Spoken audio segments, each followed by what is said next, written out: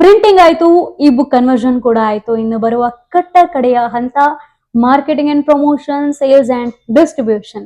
ಇದು ತುಂಬಾನೇ ಇಂಪಾರ್ಟೆಂಟ್ ಆಗಿರುವಂತಹ ಹಂತ.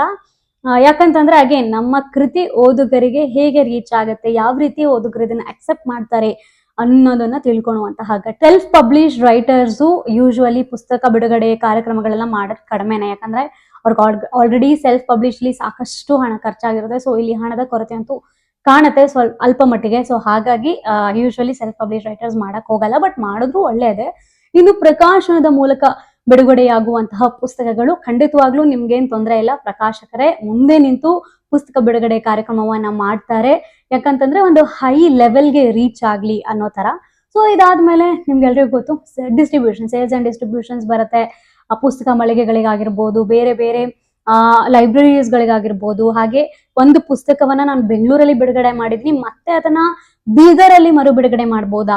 ಖಂಡಿತವಾಗ್ಲೂ ಮಾಡ್ಬೋದು. ಆ ಪುಸ್ತಕ ವೈಡ್ ರೇಂಜ್ ಅಲ್ಲಿ ಕಿವಿಯಿಂದ ಕಿವಿಗೆ ಸ್ಪ್ರೆಡ್ ಆಗ್ತಾ ಹೋಗುತ್ತೆ. ಸೊ ಹಾಗಾಗಿ ಇದು ಒಳ್ಳೆಯದೇ. ಆಮೇಲೆ ಪ್ರಮೋಷನ್ಸ್ ಬರುತ್ತೆ. ಸೊ ಅಂದ್ರೆ ನಿಮ್ಮ ಪುಸ್ತಕವನ್ನ ಸೋಷಿಯಲ್ ಮೀಡಿಯಾದಲ್ಲಿ ಪ್ರಮೋಟ್ ಮಾಡೋದಾಗಿರ್ಬೋದು. ಈಗೇನ್ ಕಾಂಟೆಂಟ್ ಕ್ರಿಯೇಟರ್ಸ್ ಮೂಲಕ ನಾವು ಎಷ್ಟೋ ಪ್ರಮೋಷನ್ಸ್ ಗಳನ್ನ ನೋಡ್ತಾ ಇದೀವಲ್ಲ, ಸೊ ಆ ರೀತಿಯಾಗಿ ಕೂಡ. ಹಾಗೆ ನಿಮ್ಮ ಪುಸ್ತಕದ ಬಗ್ಗೆ ಯಾರಾದ್ರೂ ರಿವ್ಯೂನ ಕೊಟ್ಟಾಗ ಅಗೇನ್ ಪಾಸಿಟಿವ್ ನೆಗೆಟಿವ್ ಬೋತ್ ಅದನ್ನ ಅಕ್ಸೆಪ್ಟ್ ಮಾಡ್ಬೋದು. ಅಂಡ್ ಅದನ್ನ ಆ ಒಂದು ರಿವ್ಯೂಸ್ ವಿಡಿಯೋನ ಆಕ್ಚುಲಿ ಯೂಟ್ಯೂಬ್ ಅಲ್ಲಿ ಪೋಸ್ಟ್ ಮಾಡ್ತಾರೆ. ಸೊ ಅಲ್ಲಿಂದನೂ ನಿಮ್ಗೆ ಒಂದಷ್ಟು ಪ್ರಮೋಟ್ ಆಗುತ್ತೆ.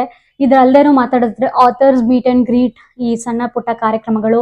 ಅದಾದ್ಮೇಲೆ ನಿಮ್ಗೆ ಯಾರು ಇಂಟ್ರೆಸ್ಟ್ ಇದ್ದು ಪಾಡ್ಕಾಸ್ಟ್ಗೆ ಕರೆದ್ರೆ ಸೊ ಅಲ್ಲಿ ಕೂಡ ನಿಮ್ಮ ಪುಸ್ತಕದ ಬಗ್ಗೆ ಮಾತಾಡ್ಬೋದು. ಈ ರೀತಿಯಾಗಿ ವೈಡ್ ರೇಂಜ್ ಅಲ್ಲಿ ಒಂದು ಪ್ರಮೋಷನ್ ಆಕ್ಟಿವಿಟೀಸ್ ಎಲ್ಲ ನಡೀತಾ ಹೋಗುತ್ತೆ.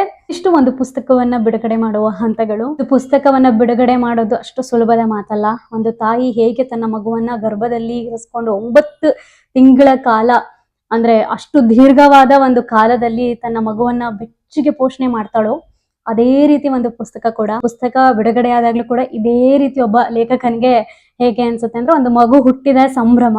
ಇನ್ನೇನಾದ್ರು ಡೌಟ್ಸ್ ಇದ್ರೆ ಕಮೆಂಟ್ ಸೆಕ್ಷನ್ ಅಲ್ಲಿ ಮೆನ್ಷನ್ ಮಾಡಿ.